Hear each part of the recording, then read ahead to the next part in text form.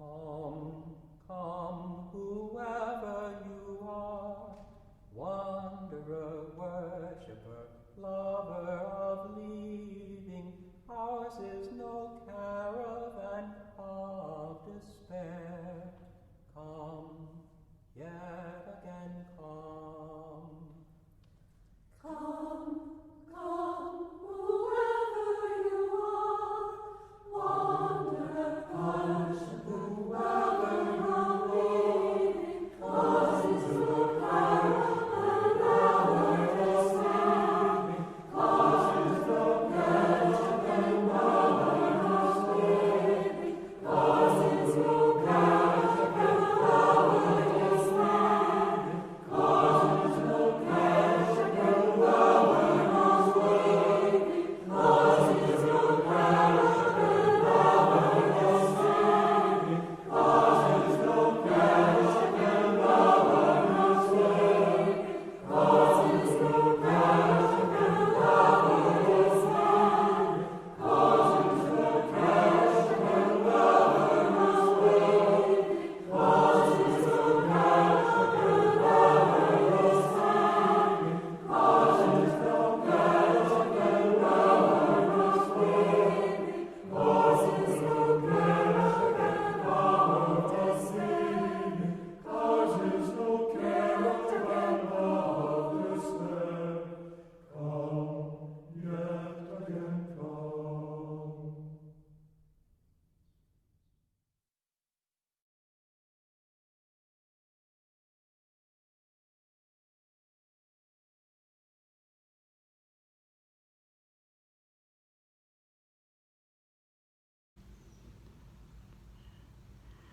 Hello, my name is Amanda Pyburn. I'm a member of the Unitarian Universalist Fellowship of the Emerald Coast, and I welcome you to our virtual service for August 16th, 2020. For everyone's safety, we can't attend our physical building in Valparaiso, Florida, but we are continuing to be a religious community, united not by a shared doctrine, but by our shared commitment to our UU principles, spiritual growth, and caring fellowship. If Unitarian Universalism is new to you and it's a mouthful, we hope you'll take a moment to Google UU Principles to learn more about us. This morning we'll hear again from the Reverend Gregg of the First UU Congregation of Frederick, Maryland, who says this about UUs. We like to say we believe in deeds, not creeds. We seek to draw wisdom from all the world's religions, balanced with the insights of modern science. The talk we'll hear today was first recorded in Frederick on March 29th, 2020. Reverend Gregg calls it Meaning, Purpose, and Love, How to Reimagine Your Life During a Pandemic and Physical Distancing. It seems like we could all use that small but very significant change in our vocabulary. Physically distanced, but socially connected. That's our aim as we gather virtually this morning.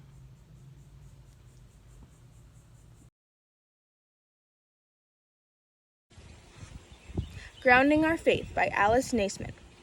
In a time of uncertainty, when everything around us is changing constantly, each day new developments, rising numbers, changing guidelines, when the world we live in suddenly seems upside down and topsy-turvy, we light our chalice to remind ourselves of our grounding in our faith. We remember that the flaming chalice came into being as a beacon of hope during World War II, a secret symbol that offered help. In the midst of it all, we wrap ourselves in the warm light of a familiar flame, a reminder of the strength that emerges when we come together in a community.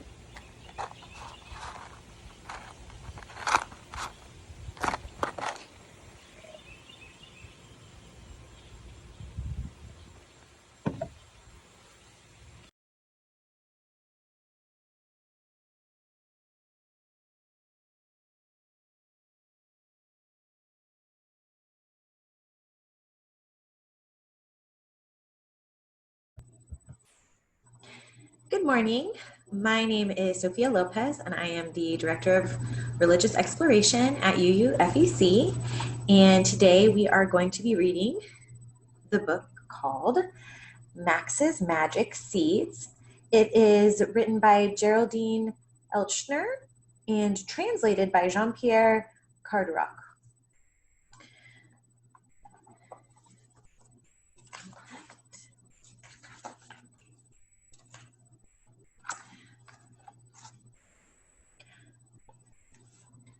My name is Max, and today is my birthday.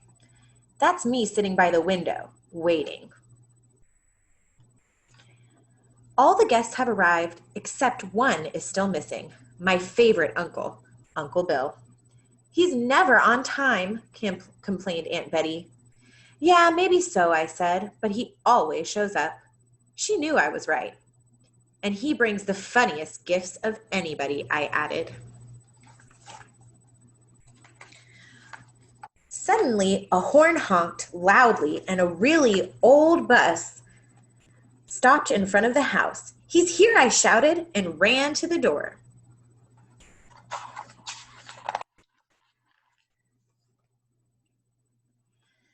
With his bald head and his bow tie, Uncle Bill sort of reminds me of a clown. But actually, he's very well known. He's a botanist. Dad says that means he knows a lot about flowers. Uncle Bill motioned to me. Come quick, he said. I have something for you. But shh, it's a secret. A secret? I asked, following him curiously.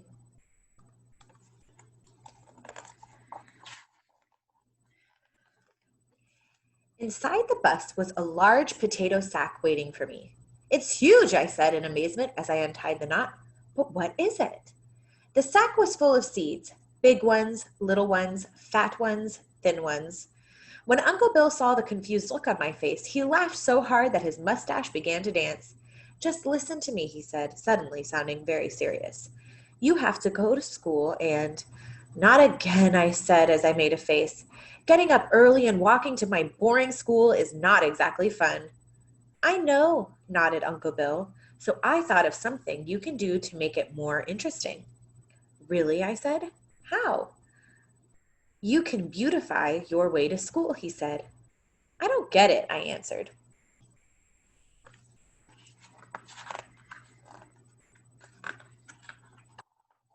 Ooh, there we go. It's simple, Uncle Bill explained. You now have a bag of flower seeds.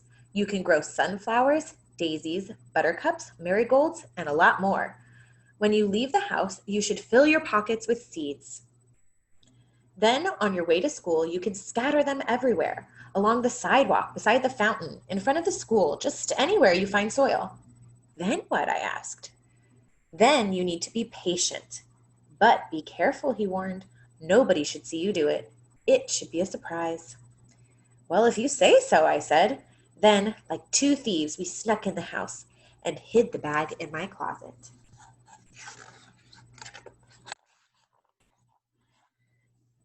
The next morning, I did as I had promised. I grabbed a handful of seeds and left for school. Like always, I was as slow as a snail. And like always, Mom complained. Hurry up, she said.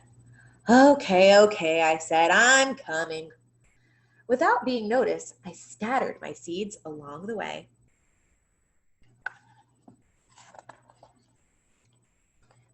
Each morning for almost a week, I scattered the seeds just as I had promised. Monday, Tuesday, Wednesday, Thursday, and Friday. At first, nothing happened. Absolutely nothing. I began to have my doubts. But then, one day, I saw some little green spots between the cracks in the sidewalk.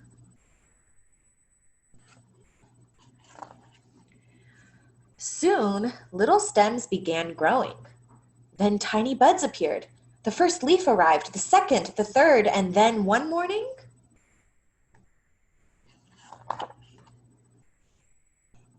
Oh, how beautiful, said Mom as she saw a poppy next to the sidewalk. How do you think it got here in the middle of the city, she asked. I grinned from ear to ear. There must be a little magician running around, I said. Hocus pocus, flower bloom. Then I picked the poppy and took it to school. Mrs. Cummings was so pleased with my poppy that she put it in a vase. Each day thereafter, I brought a different flower to school.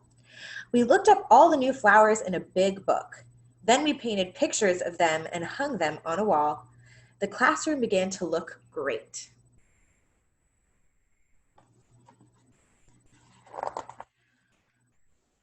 Town also became more interesting. It was as though a colorful ribbon led the way through the streets to the school. Flowers had bloomed everywhere because I had scattered the rest of the seeds beside the parking lot, in front of the mayor's office, and along the bank of the river. Mrs. Cummings even organized a field trip to look at all the flowers. I got to be the guide. It was a lot of fun, but I never told anyone where they came from. The community was more than amazed. What's going on? Unbelievable. Beautiful. No one understood why, but everyone was happy and enjoyed going for walks. Aunt Betty even seemed to be in a better mood. Then something really unbelievable happened. One day, a letter arrived at City Hall. It said that our town had won a contest called The Power of Flowers. To receive the prize, the mayor was supposed to build a stage in the center of the city between the pansies and the forget-me-nots. As everyone gathered together for the celebration, there was a surprise waiting for me. In the middle of the mayor's speech, he called my name and asked me to join him on stage. I would like to say a special thank you to our flower magician, he announced loudly.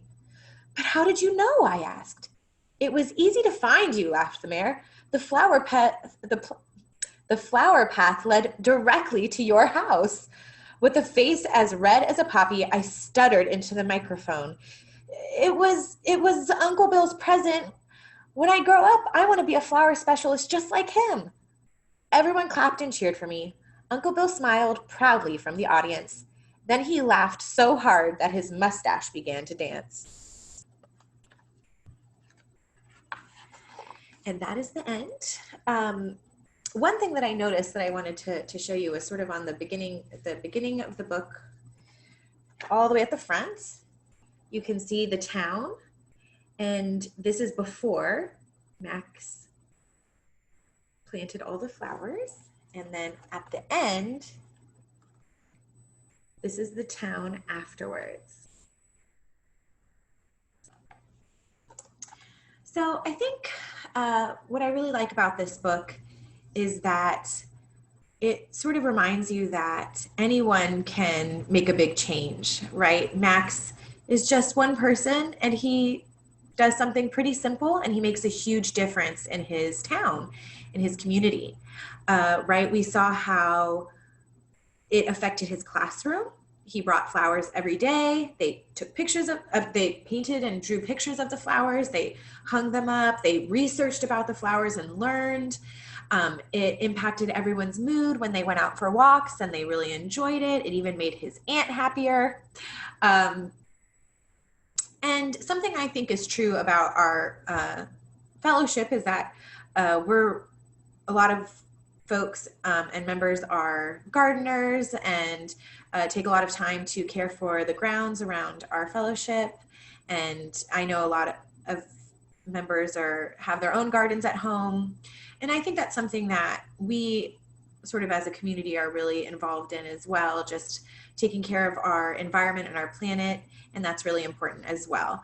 So I hope you all enjoyed the book today. And I hope it gets you thinking about maybe something that you could do, just a little step to brighten everybody's day in your life. All right, thank you.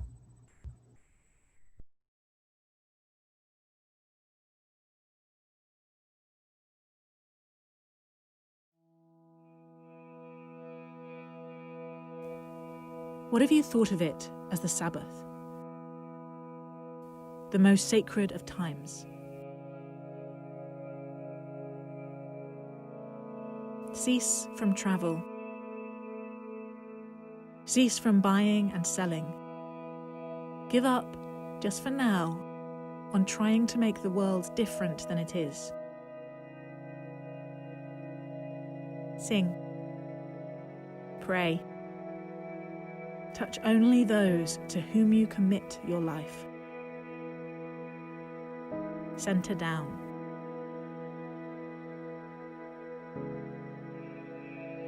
And when your body becomes still, reach out with your heart. Know that we are connected in ways that are terrifying and beautiful. Know that our lives are in another's hands. Do not reach out your hands. Reach out your heart.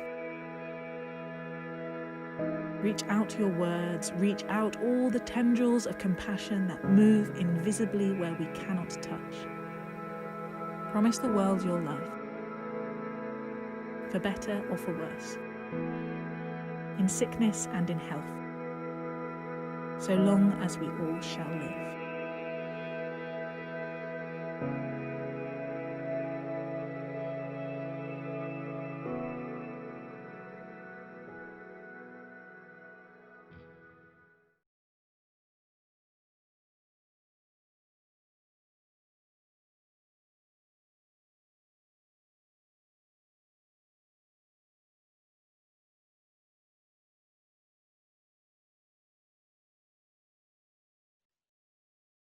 One of the books that I've been reading during such a time as this is titled Life Reimagined. You already heard Sabrina speaking about that in the spoken meditation.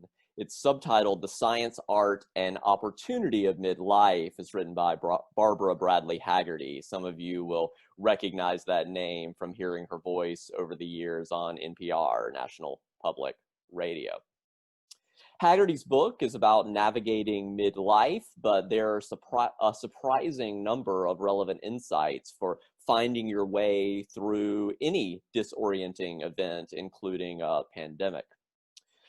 So much of the shift to midlife is about being more regularly confronted with the fact that we don't have unlimited time on this earth, and we're all being regularly confronted with that truth these days.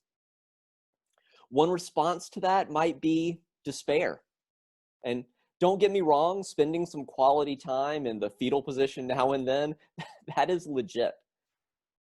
Another response could be hedonism, all those classical tales of buying a sports car or having an affair, etc. In the words of the prophet Isaiah, this really does go back that far, eat, drink, and be merry, for tomorrow we die.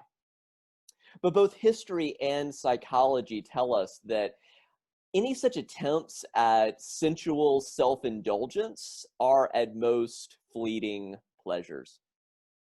So a third and potentially much more satisfying response long-term might be reimagining your life in previously unforeseeable ways. And it's the possibility of such a life reimagined that I would like to invite us to spend a few minutes considering this morning. If I could ask you to remember one thing that I'm going to say this morning, it would be this: choose purpose over happiness. Choose purpose over happiness, and you may well give yourself the greatest chance of stumbling forward into finding both. If we seek or pursue happiness alone, the temptation is to pursue fleeting pleasures that give our brain that temporary dopamine rush. So eating junk food, keeping on checking if someone liked something we posted on social media, or whatever form of self-medicating. You know what your thing is. The trouble is that a crash inevitably comes on the other side of that dopamine rush, and it leaves us craving another hit in this endless cycle of unsatisfactoriness. Now again, don't get me wrong, binge watching, binge eating, binge whatevering, they all have their time and place. If you survey the calendars of almost every society historically, there have been feast days for indulging and celebrating, and fast days for turning inward and reflecting. The problem comes if every day becomes a feast day or every day becomes a fast day. So how do we choose purpose over happiness on all those regular days in between the feasts and the fasts, especially when our usual routines have been upended due to physical distancing. One example here at UUCF that the staff and I have been talking about in the wake of this pandemic is that we more or less know what we should be doing generally, even if we have to figure out some of the specifics, like doing the service from our homes over Zoom. Whether before or during or after a pandemic, we have a very clear mission here at UUCF. So we, among the staff, have been asking ourselves, what does it mean to encourage spiritual growth, to build a beloved community, and to act for peace and justice during a pandemic? And our answers to those questions are what we've been doing and emailing you all about for the past 2 weeks. And I'm grateful to have heard from many of you that we've been doing a pretty good job of living into our mission for such a time as this. Thank you all as well for all that I know all of you are doing in various ways within your spheres of influence. So what then does that look like for you personally? Although I can't answer that question for you, I can give you some tools to help. When philosophers talk about the importance of choosing purpose over happiness, part of what they're referring to is an ancient idea. It actually goes all the way back more than 2,000 years to Aristotle. He called it eudaimonia. It's actually best translated as human flourishing. Pursuing long-term goals that give meaning to life, figuring out your purpose in life, giving your unique set of talents and capacities. So how do we do that? Again, I can't answer it for you, but I can share with you some touchstones that have been helpful to me. Almost 2 decades ago now, the Lilly Endowment began putting millions of dollars into funding programs across the country related to the theological exploration of vocation. And I had the opportunity to be a counselor at quite a few different camps for young people along those lines at Furman University, my alma mater, as well as at Duke University and Maryville College. In helping to plan and co-lead those programs, part of what I did on the side was I just kept this running list of quotes, these various ways and tools and frameworks related to discerning one's vocation, one's purpose or calling in life. And for now, I'll share with you just my top 3 favorites of that very long list in the hope that one or more of them may be of use to you in the coming days. The first definition is from the author and minister Frederick Buechner, who begins by saying that neither the hair shirt nor the soft berth will do. Now, some of you may know that term berth, B-E-R-T-H. It's a nautical term for a location to anchor where a ship can swing around in the links of her moorings, as in, you may have heard the phrase, keep a wide berth of something. The problem with a soft berth is that if you have a storm, a ship can flail around and hit something and end up with a hole in its hull. So too soft a berth won't do. Conversely, being too strict or too harsh won't do either. Setting up these like super rigid regimes. I know some of you have seen these memes for homeschooling that have been circulating that like have every 15 minutes planned. That probably isn't going to work either. Buechner's image here of a hair shirt, it's what ancient ascetics used to wear underneath their clothes that would constantly chafe the skin 24 hours a day as a reminder to be penitent. So Buechner's saying that neither a hair shirt nor a soft berth will do. So what should we do? He concludes, the place you are called to is the place where your deep gladness and the world's deep hunger meet. Nothing too strict, nothing too leaving you at loose ends. Rather, you're seeking that place where your deep gladness meets the world's deep hunger. The second definition is from the African-American author and activist Howard Thurman, who wrote, "Don't ask yourself what the world needs. Ask yourself what makes you come alive, and then do that. Because what the world needs," he says, "is people that have come alive." I love that. The needs of the world can be overwhelming, but witnessing others living into their joy makes the world a better place for all. Rounding up my top 3 definitions of vocation is Tal Ben-Shahar. He's a positive psychologist and professor at Harvard who has written that you will find your calling at the intersection of pleasure and meaning. That place where personal satisfaction meets a larger significance for the world and others. Which each of these 3 definitions, the first step is to notice the activities that give you joy. What makes you feel alive and connected and engaged with others in the world around you? What do you love doing that allows you to go into a flow state for hours on end? The second step is to discern how those activities that you love might intersect with the needs of the world for such a time as this. At that intersection of pleasure and meaning, you'll find purpose that has a significant chance of giving you long-term satisfaction and flourishing. And I'm not saying that you need to figure out a grand plan for your life in the next week. I'll just give you 2 small examples of just noticing what works for you. So for me, what I've noticed is that the sort of stress of such a time as this, I've noticed part of what my body wants to do is to get outside and exercise. So I was, going running a lot, and then I started noticing I was running like more than I needed to be. And so I don't even know if I'll finish this, but I signed up for, I'd run my first marathon last year. So I signed up for a marathon training plan. Now, I don't know that that marathon's going to save the world, right? But it's a way of taking that running and beginning to put purpose to it. Or I can give you another example. My aunt really loves to sew. So something she did in this past week, if you can see this, is she sewed a stole for me and mailed it to me. So that was something she did that, with something she loves to do. There's a lot more, and so the question for you is to consider what's your thing, and then how can you begin to give it purpose, and then how can you maybe stumble into how it might serve the world.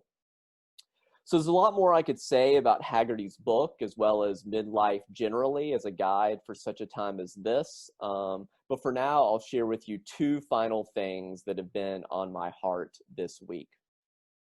First, in the spirit of savoring what we do still have and are still capable of in the midst of so many limitations and threats these days, I thought of a poem this past week that has been a lot to me over the years, but hadn't thought about in quite a while. It's a poem titled Otherwise by Jane Kenyon.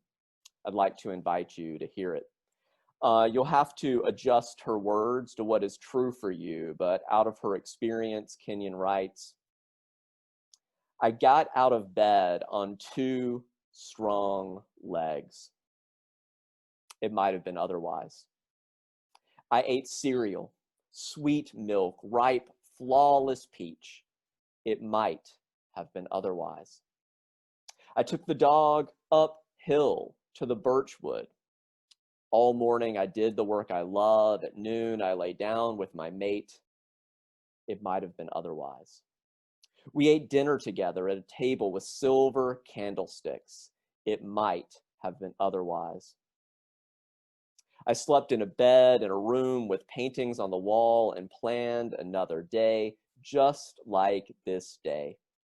But one day, I know it will be otherwise.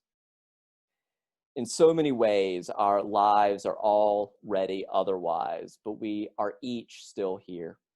So in whatever time we do have, may we continue to savor all that remains good and true and beautiful in our midst. The second and final piece I wanted to share with you is from the meditation teacher Jack Kornfield about a Buddhist response to this pandemic. He's wrestling with what do we do when we and those we care about are repeatedly impacted by hatred, greed, and delusion from some of the highest seats of power. Cornfield writes, how will we respond? Are we going to respond with further greed, hatred, fear, and ignorance on our own? That's just going to bring more suffering to ourselves and others in the world. Or might we respond with more love, more generosity, clarity, steadfastness? Cornfield says this is the time for love. And in a way that sounds a lot like our first principle, Cornfield continues, trust your dignity, your goodness. Where others hoard, help. Where others deceive, stand up for truth. Where others are overwhelmed or uncaring, be kind and respectful. May it be so for such a time as this, as we recommit ourselves anew to meaning, to purpose, and love. Will you breathe with me? Just take a deep breath in and out.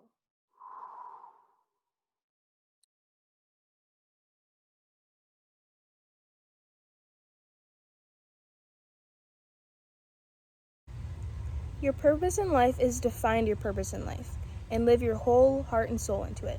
Buddha.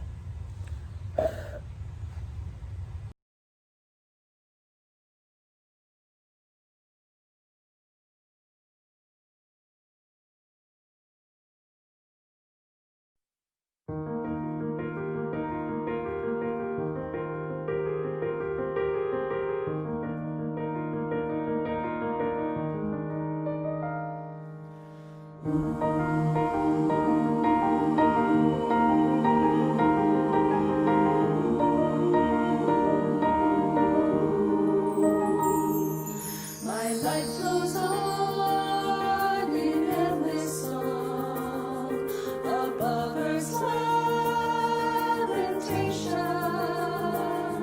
I hear the real, the far off hymn that hails a new creation. No storm can shake my inmost calm, while to that rock I'm clinging, since love prevails in heaven and earth. How can I keep from singing?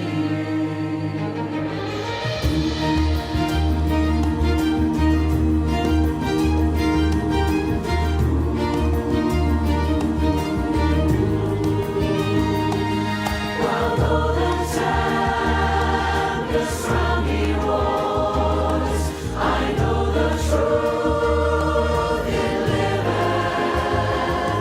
And though the darkness round me grows, songs in the night it giveth.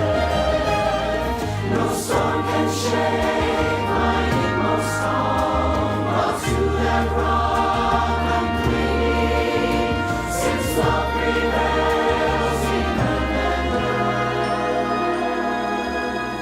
How can I keep from singing?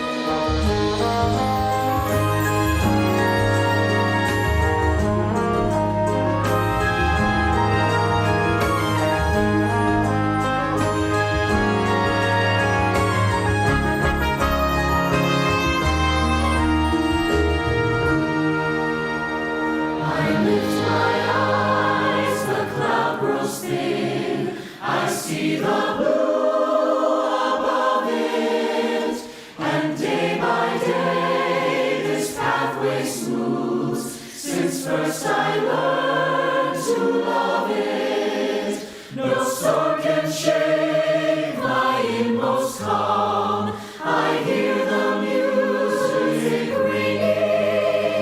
His sound